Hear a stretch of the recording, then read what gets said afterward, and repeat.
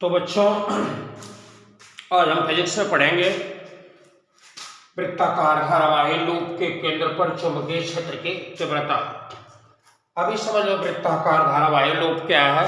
यदि किसी तार को मोड़कर हम वृत्ताकार बना लें, उसमें सिंगल फेरे हों, तो ऐसे एक लूप को यानी वृत्ताकार तार को जिसमें केवल एक फेरे हों हम वृत्ताकार लूप कहते हैं। अगर इस वृत्ताकार लूप के कारण उसके सेंटर पर, उसके केंद्र पर हमें चुंबकीय क्षेत्र की तीव्रता के लिए व्यंजक प्राप्त करना है, तो आइए देखते हैं। मान लिया कि आपका वृत्ताकार धारावाही लूप है जिसमें I एम्पीयर की धारा बह रही है। इसकी त्रिज्या कितनी है? A है। इसमें जाने वाली धारा I एम्पीयर है। इसके केंद्र पर हमें चुंबकीय क्षेत्र की तीव्रता निकालनी है।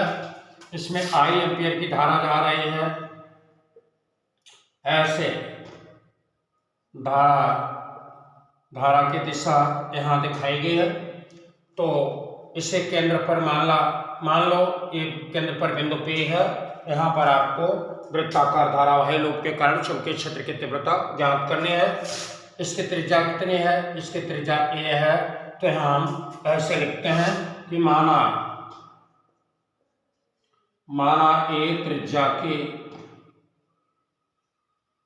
A त्रिज्या की वृत्ताकार धारावाही लूप में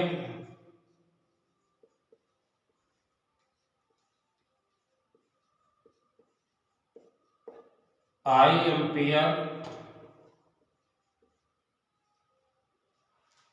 धारावाही लूप में I एम्पीयर की धारा बह रही है।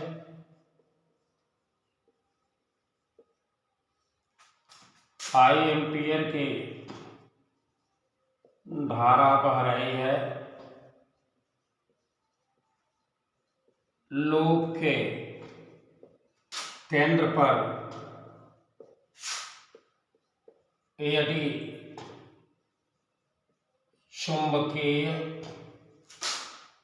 क्षेत्र की तीव्रता चुंबकीय क्षेत्र की तीव्रता यदि डेल्टा P हो, तो हमें देखते हैं कि बायो-सेवर्ट के नियम के अनुसार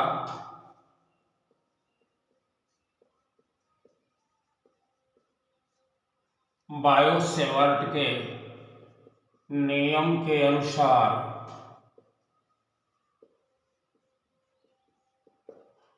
डेल्टा B हमें निकालना है। हम जानते हैं बायो-सेवर्ट का नियम हमारा कहता है delta B equal to mu 0/4 pi I delta L sine theta by R।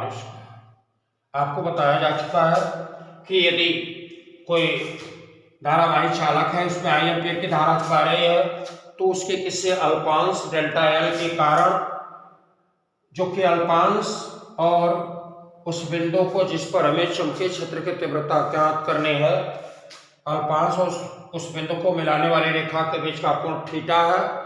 अल्पांश से उस बिंदु के बीच की दूरी r है। तो बायो-सेवर्ट ने बताया कि delta B equal to mu 0/4 pi I delta L sine theta by R square होता है, जैसा कि आपको पिछले क्लास में बताया जा चुका है। तो इस फार्मूले के आधार पर हम इस चुंबकीय क्षेत्र पर डेल्टा B ज्ञात करनी है। तो डेल्टा B ज्ञात तो हमें करना है, लेकिन हम क्या करेंगे, डेल्टा B ज्ञात करने से पहले जो है बिंदु P पर चुंबकीय क्षेत्र की तीव्रता डेल्टा B है, इसको ज्ञात करने से पहले इस लूप को बहुत से छोटे छोटे अल्पांशों में डिवाइड कर देंगे। मान लो एक छोटा सा अल्पांश डेल्टा L है, इसकी लंबाई कितनी है? डेल्टा L है। अब इसके केंद्र से उस बिंदु से दूरी कितनी है? हमें तीव्रता कहाँ ज्ञात करनी है? केंद्र पर ज्ञात करनी है। तो केंद्र से इस अल्पांश की दूरी कितनी है? A है।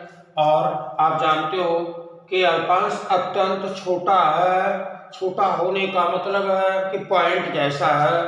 तो किसी बिंदु को वृत्त के केंद्र से मिलाने वाली रेखा पर यदि उस बिंदु पर लंब होती है तो थीटा बराबर क्या हो जाएगा? थीटा बराबर 90 डिग्री हो जाएगा। तो लोब के किसी अल्पांश के कारण केंद्र पर चुंबकीय क्षेत्र की तीव्रता, हम देखें लोब, यहां पे मान लेना लोब के किसी अल्पांश डेल्टा एल के कारण केंद्र पर चुंबकीय क्षेत्र की तीव्रता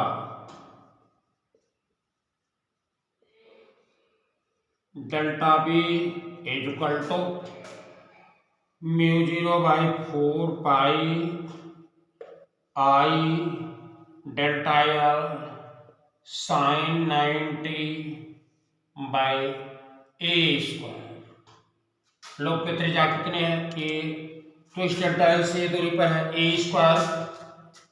अब हमने अगर इस छोटी से अल्पांश के कारण तीव्रता हमारी ये मिल गई, अब हमें पूरे लोब के कारण इस लोब के केंद्र पर तीव्रता चाहिए, तो इस लोब पूरे लोब को छोटे छोटे अल्पांशों में डिवाइड कर देंगे। छोटे छोटे अल्पांशों में डिवाइड करने के बाद सारे अल्पांश के कारण जो केंद्र पर चुंबकीय क्षेत्र की तीव्रता है, इनका परिणामी निकालेंगे, रिजल्टेंट निकालेंगे, इनका योग कर देंगे, तो हमारी परिणामी तीव्रता डेल्टा केंद्र पर पूरे लोब के कारण तीव्रता निकल जाएगी। यानी कि पूरे लोब के कारण केंद्र पर तीव्रता निकालनी है तो हम इस लोब को बहुत से छोटे छोटे अल्पांशों में विभाजित कर दें और सभी अल्पांशों के कारण केंद्र पर जो चुंबकीय क्षेत्र की तीव्रता मिल रही है, इनकी तीव्रताओं का योग कर दें, तो हम केंद्र पर लोब के कारण चुंबकीय क्षेत्र की तीव्रता प्राप्त कर लेंगे। अतः अगर हमें बी चाहिए तो लिखा जा सकता है B equal to summation delta B.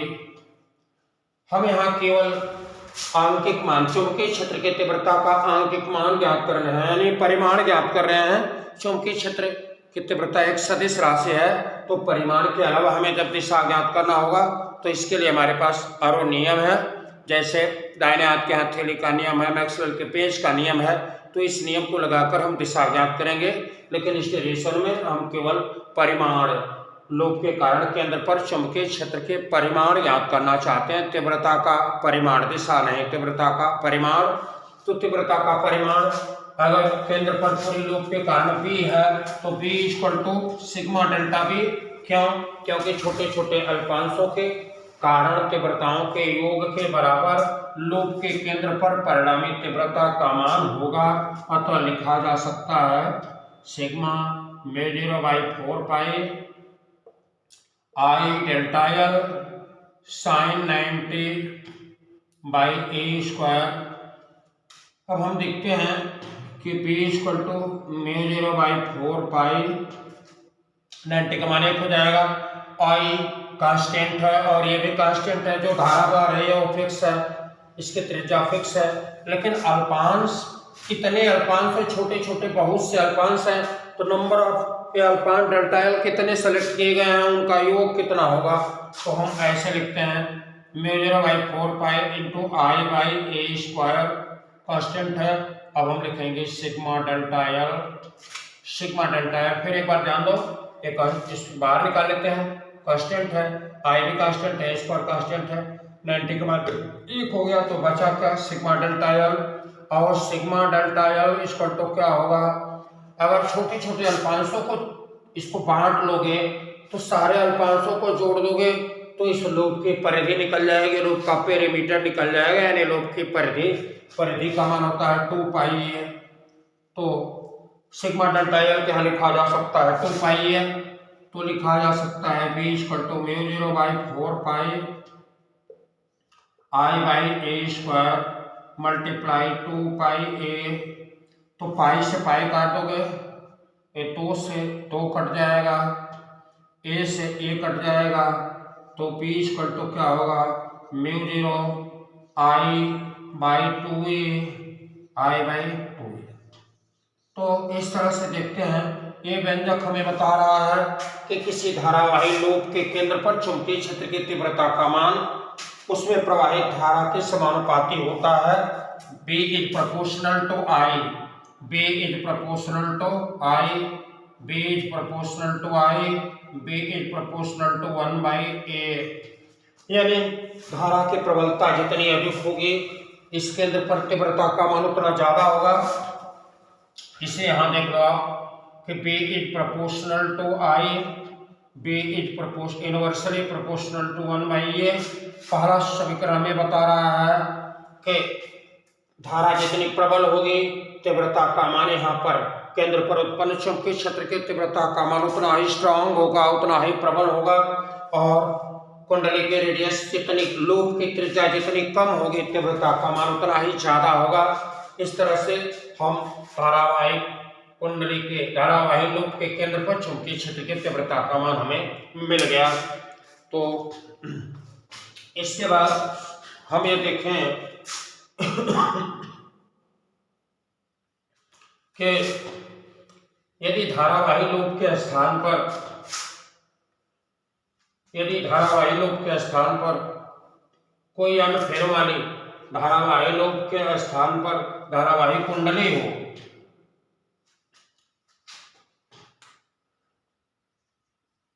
यदि कोई धारावाही कुंडली हो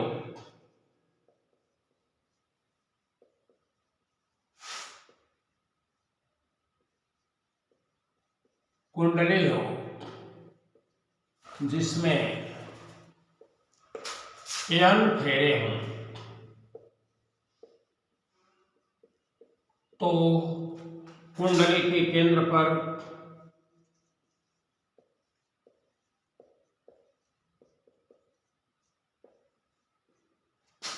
चुंबकीय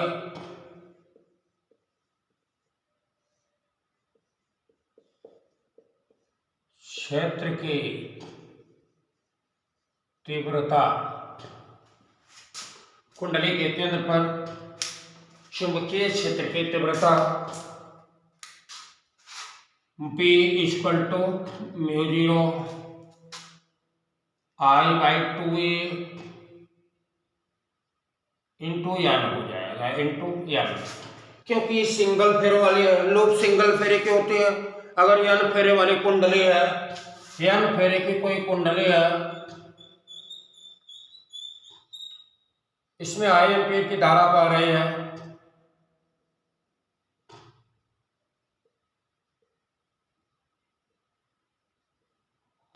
इसमें I एम्पीयर की धारा बह रही है, तो इसके सेंटर पर चुंबकीय क्षेत्र की तीव्रता का मान B equal to μ0 I/2 into n होगा।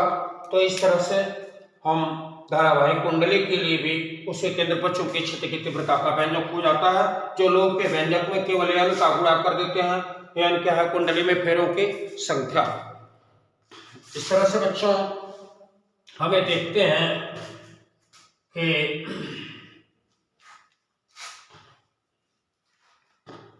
मान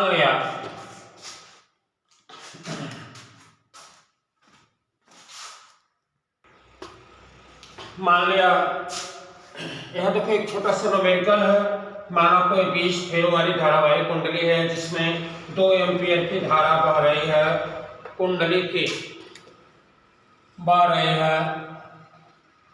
कुंडली की त्रिज्या 10 सेंटीमीटर है। तो कुंडली के केंद्र पर चुंबकीय क्षेत्र की तीव्रता का मान क्या होगा? ध्यान दो, यहाँ धारावाही कुंडली है, हम जानते हैं कुंडली के केंद्र पर चुंबकीय क्षेत्र की तीव्रता का मान B equal to μ0 I/2A into n होता है। तो हमें B का मान निकालना है। सॉल्व में हमें क्या करना है? B निकालना है। I बराबर दिया है 2 एम्पियर, A बराबर दिया है 10 सेंटीमीटर यानी 0.1 मीटर, n बराबर दिया है 20 फेरे हैं। नंबर ऑफ टर्न, कुंडली में फेरों की संख्या 20 है, तो हम B बराबर निकाल सकते हैं mu 0 I/2A multiply M B equal to mu 0 की वैल्यू लिखेंगे 4 पाई इंटू 10⁻⁷ मल्टीप्लाई I बराबर 2 है बटा 2 मल्टीप्लाई 0.1 इंटू M बराबर 20 B equal to 4 pi into 10⁻⁷ multiply ये आपका हो जाएगा, इस 2 से 2 काट दो 20/0.1 B equal to 4 pi into 10⁻⁷ multiply 200 तो आपका हो जाएगा B इक्वल टू 2 का गुणा इसमें कर दो 8 पाई इंटू 10⁻⁷ से तो 100 का गुणा कर दो -5 वेबर प्रति मीटर स्क्वायर। इस तरह से ऐसे न्यूमेरिकल हम हल कर लेते हैं। इसके बाद हम देखेंगे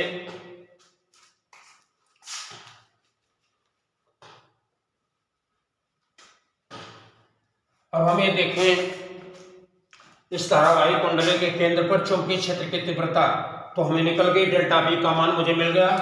डेल्टा बी इक्वल टू हमने देखा कि म्यू 0 I/2A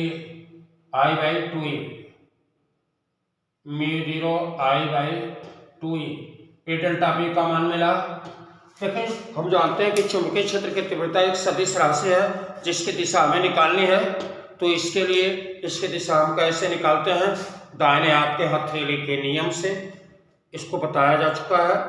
एक बार सुनो, यदि अपने दाहिने हाथ के हथेली को इस प्रकार फैलाएं कि अंगूठा चालक में बहने वाली धारा की दिशा को इंगित करता है तथा शेष अंगुलियां उस बिंदु की ओर दर्शाते हैं जिस पर कि हमें चुंबकीय क्षेत्र की तीव्रता ज्ञात करनी है, तो उस बिंदु पर चुंबकीय क्षेत्र की दिशा हथेली के तल के लंबवत ऊपर की ओर होगी, यानी हथेली के धक्का देने की दिशा में ऊपर की ओर होगी।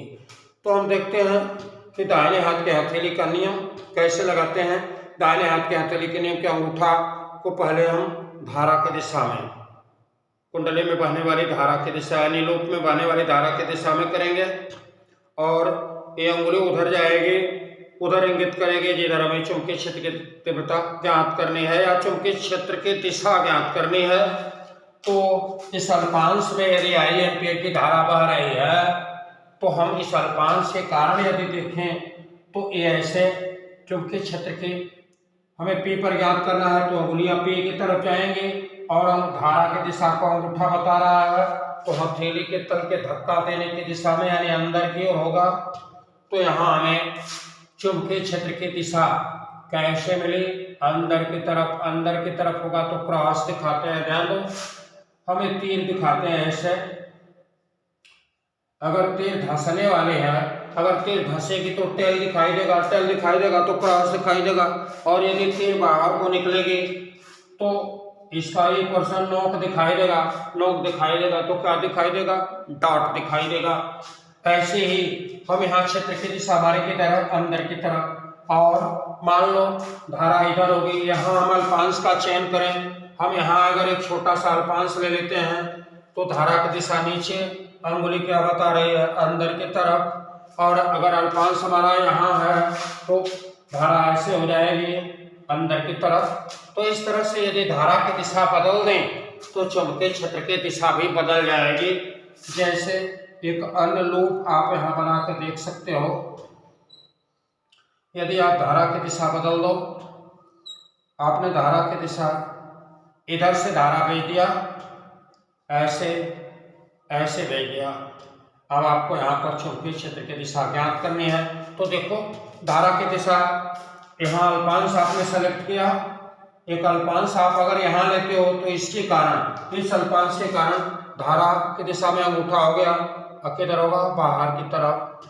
और अल्पांश यहाँ लेते हो, अल्पांश आप अगर यहाँ ले लेते हो तो इसके कारण चुंबकीय क्षेत्र की दिशा किधर होगी, बाहर की तरफ। और यहीं आप अल्पांश अगर यहाँ ले लेते हो तो चुंबकीय क्षेत्र की दिशा किधर होगी, बाहर की तरफ। तो बाहर की तरफ यानी कि तीर बाहर निकल रही है तो क्या दिखाई देगा, ये नोक दिखाई देगा। तो यहाँ पर हम ये नोक डॉट हमें मिलता है। तो इस तरह से हम देखते हैं कि लूप के कारण यदि दोनों की त्रिज्या ए है, दोनों की त्रिज्या ए है और जाने वाली धारा आई है, तो दोनों लूप सेम है, करंट भी सेम है, त्रिज्या भी सेम है, लेकिन धारा की दिशा बदलने के कारण चुंबकीय क्षेत्र की दिशा अलग अलग है। इसमें अंदर की तरफ है, इसमें बाहर की तरफ है। तो ठीक है बच्चों, फिर अगले पीरियड में मिलेंगे तो आगे बात होगी। Thank you very much.